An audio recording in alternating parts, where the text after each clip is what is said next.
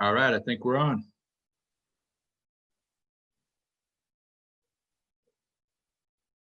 Go ahead, Robert. Oh, okay.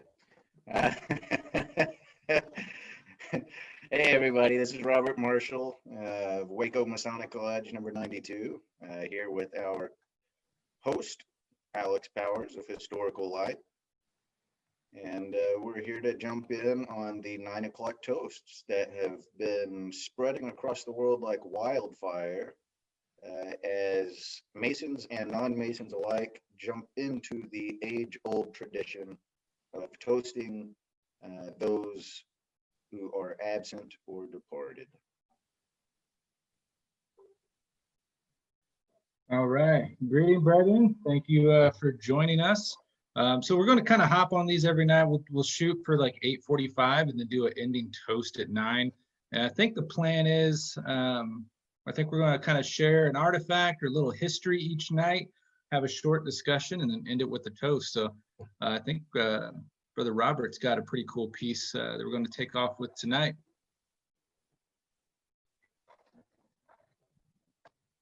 Yeah, all right. So since this whole COVID thing started, we've talked on the last episode and with each other quite a bit about the 19 teens, 1920s, 1930s, for a lot of different reasons, a lot of the different kinds of economic strains and social stress that was on our country during those eras. And I can't help but think of those points in American history without thinking of my great-grandfather and my great-grandmother. That was Bernard and Violet Raftery. Bernard, my great-grandfather, I knew both of them growing up. I was fairly close to them. And he is the one whom I followed into the craft or Freemasonry.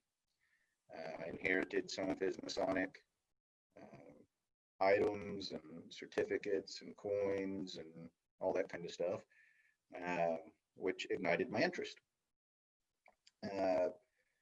He grew up during the 1920s in North Carolina in a circus that was owned by his father, who was a member of a lodge out there. And I know one of our listeners, Jim Wolf, my great-great-uncle, is historical light and a past master of a lodge in North Carolina. So if you happen to catch this, then hello, Uncle Cousin Jim, because I don't know exactly what his title is, but Jim is my great-grandfather's nephew, so you genealogists can figure that one out. Mason's going back pretty far. They had, my great-grandfather's grandfather had immigrated from Ireland in the 1850s during the potato famine, and actually suffered some persecution in New York because during economic struggles of that time,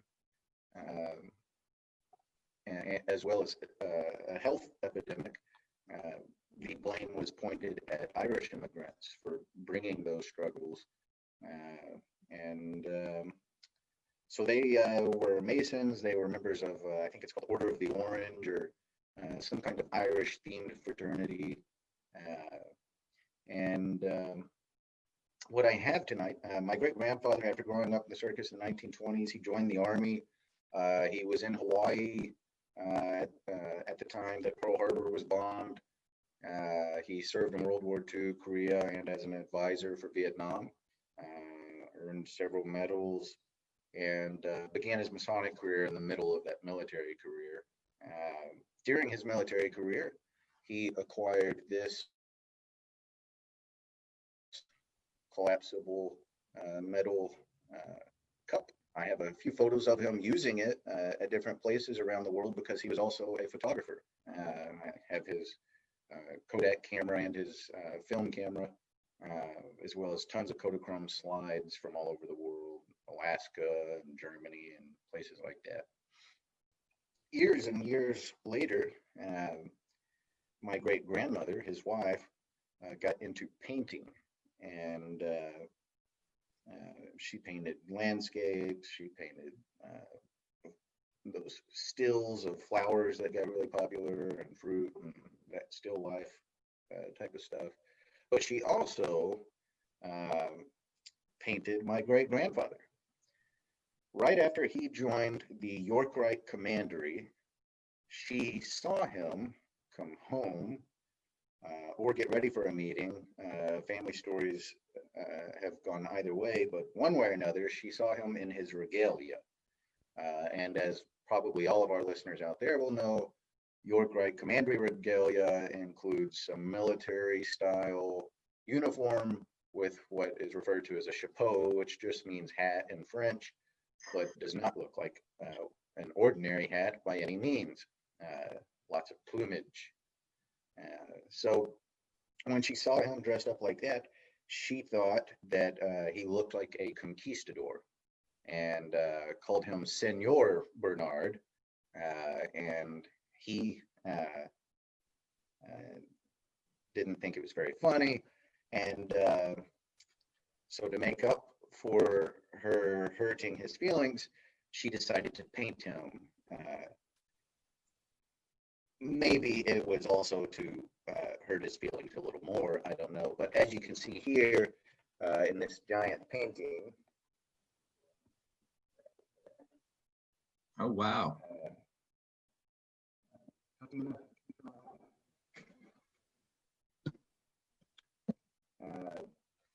painted him as a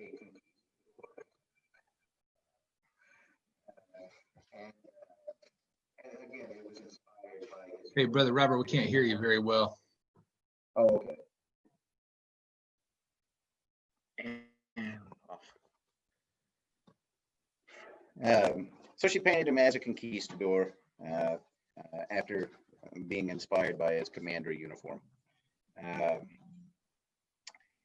He, not being very fond of the painting, made jokes back at her about it, and I don't know if she intended for him to look like a conquistador, or I guess the family story, one version of it is that she tried to paint him in his commandery gear, and he said it looked like a conquistador instead of commandery, which made her angry. Long story short, even though it hasn't been short, on the back of this painting, I'm not going to show it because we are a family-friendly show. She decided to title her fantastic work of York Rite art with some profanity nicknames for my great-grandfather. And so in my family, we know this as the blank blank painting. Those are both the giant curse words that she wrote on the back of it in big bold red letters. So a Masonically inspired family heirloom. And this is the great grandmother who certainly, as you can tell, was an angel of a lady and did not actually know the words that mysteriously got written on the back of the painting. And that's awesome stuff. We're zeroing in on our toast time, aren't we? Yeah, we're getting there. Let me see what the oh, looks like it is 9 o'clock right now. So, right, brother, to you, yours, all of our brethren, all of our family out there, thanks for joining in. Cheers.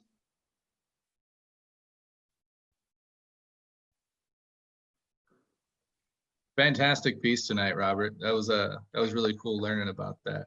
So, like I said, no, go ahead, brother. That might be the first time somebody's drank out of this since my. I'm kind of hoping you tested that like the other. In the 90s, and I don't know how long it had been since he used it. Right. Did you test that one like the other mug that you had?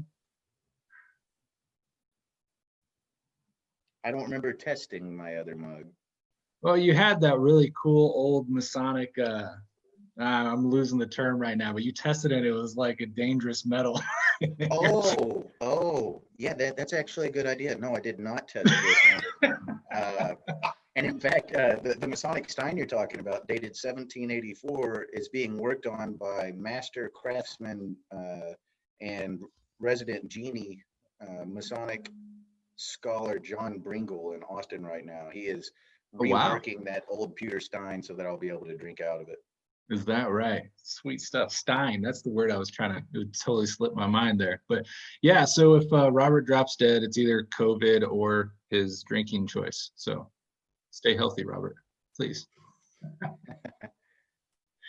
All right, brethren. Well, thank you so much for joining us. We'll see you again tomorrow. We're going to try to do this every night and while this is continuing to be with our friends, family, and brethren from all over. So join us tomorrow. Till then, stay safe, stay healthy. Cheers.